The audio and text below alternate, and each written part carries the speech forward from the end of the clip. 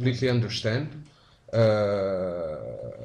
My next question is about the Arab Spring. I mean, since the Arab Spring, I mean, here in Algeria, we are faced with the three unrest areas, which is Tunisia, Libya, but we have a big frontier with Libya, and also Mali. Mali is a country that is facing some major issues. I mean, it can also risk to be fully split. Do you think it's a pure coincidence, or there is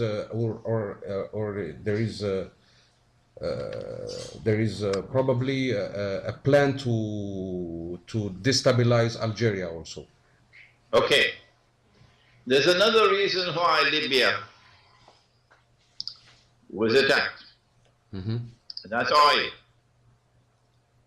They wanted the Libyan oil. Yes. They wanted to control Libyan oil. And they now have that control. Like they control the Saudi oil. Algeria, amongst all the North African countries, has, I believe, very large reserves of gas. Yes. And Algeria is now a major exporter of natural gas.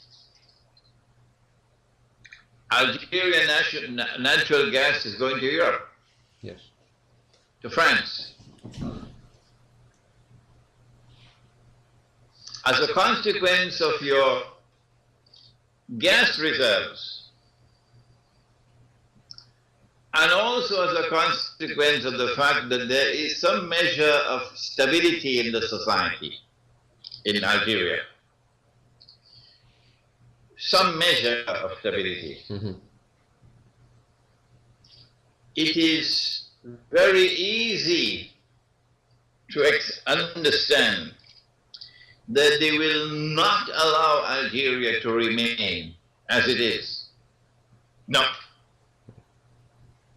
They will devise a strategy to bring internal unrest, to bring chaos to Algeria. They will devise a strategy for regime change so that they can take control of the gas reserves. If the gas reserves are now under the control of Algerian nationalists who put Algeria first, tomorrow is going to be differently, like Libya. Then there is also the second problem, that Algeria is a vast country, a huge country. And that requires them to devise a strategy for the breakup of large Muslim countries into small statelets. Don't be surprised when Egypt becomes 3 or 4 different countries. Don't be surprised when Pakistan becomes 3 or 4 different countries. And these small states can easily be controlled by the hegemonic power. In Pakistan, of course, the hegemonic power is India. In Egypt, it will be Israel. Saudi Arabia and Qatar, of course, as allies of Israel. Exactly. I do not know enough about Algeria and about Morocco and Tunisia to be able to fathom their thinking. But what is happening in Mali appears to me to be sufficiently important to deserve careful study. And I lack the tools here in Malaysia to be able to make that study of what is happening in Mali.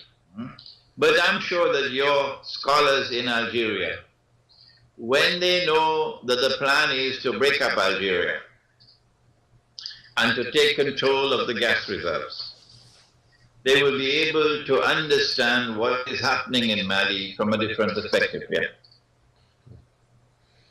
Well, the population here in Algeria, they are aware because of what we lived in the 90s.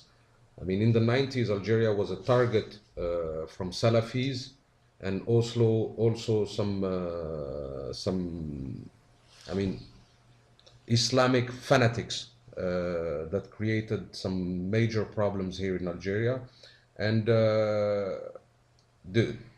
do you think that this the destabilization that Algeria lived in the 90s was a part of a lab for the future Arab Spring in terms of destabilization method? Because what happened in Algeria in the 90s was repeated in Egypt last year. Okay. Many people have suffered sufficiently. In the case of Algeria, it was brutal French colonial rule. And the Algerians are a proud people, and they resisted French colonial rule. And when they suffered as much as they did under French colonial rule,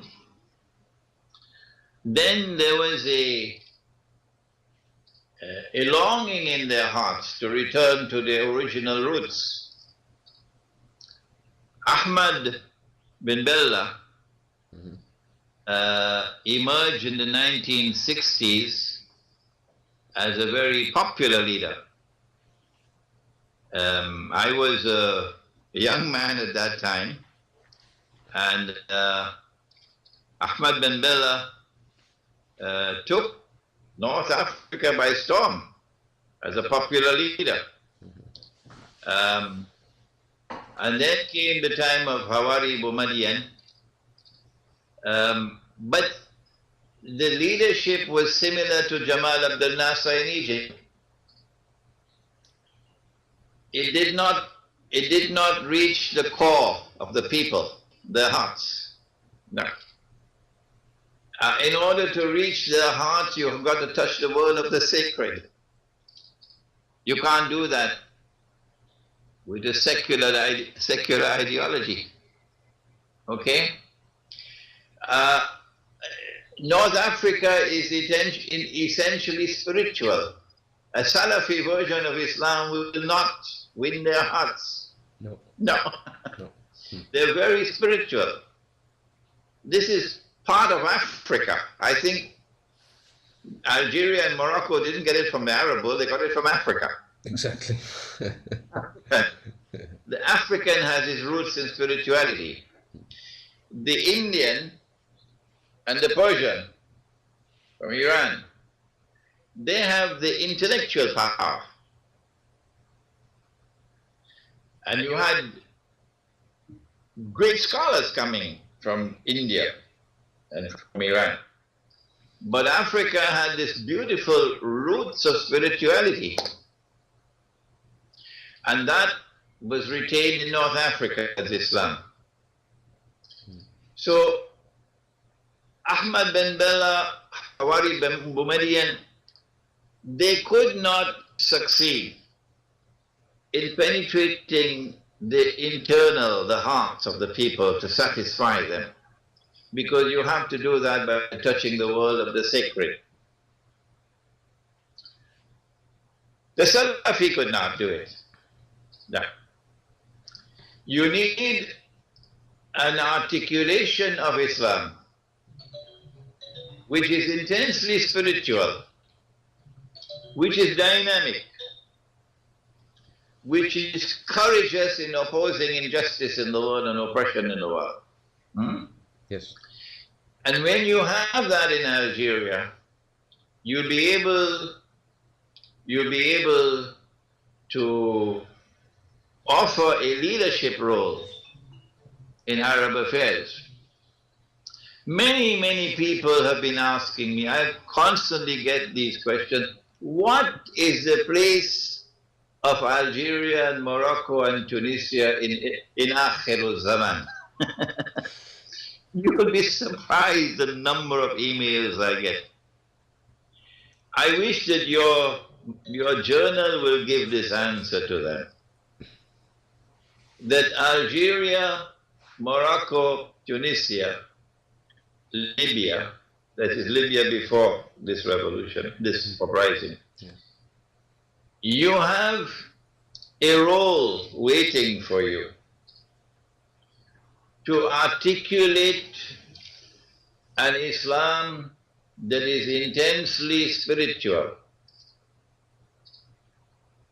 that touches the innermost feelings of the people, brings out that which is most noble in them, which is attractive. The Islam of Ikhwan al-Muslimun is not attractive. It's not attractive. You have to enforce the Sharia not with a baton. You have to enforce the Sharia in such a way that you're able to demonstrate its superiority over every rival. So that people would be attracted to the Sharia. Rather, you're having to take a baton to bring them and enforce the Sharia over them. That is the role waiting for Algeria. Inshallah.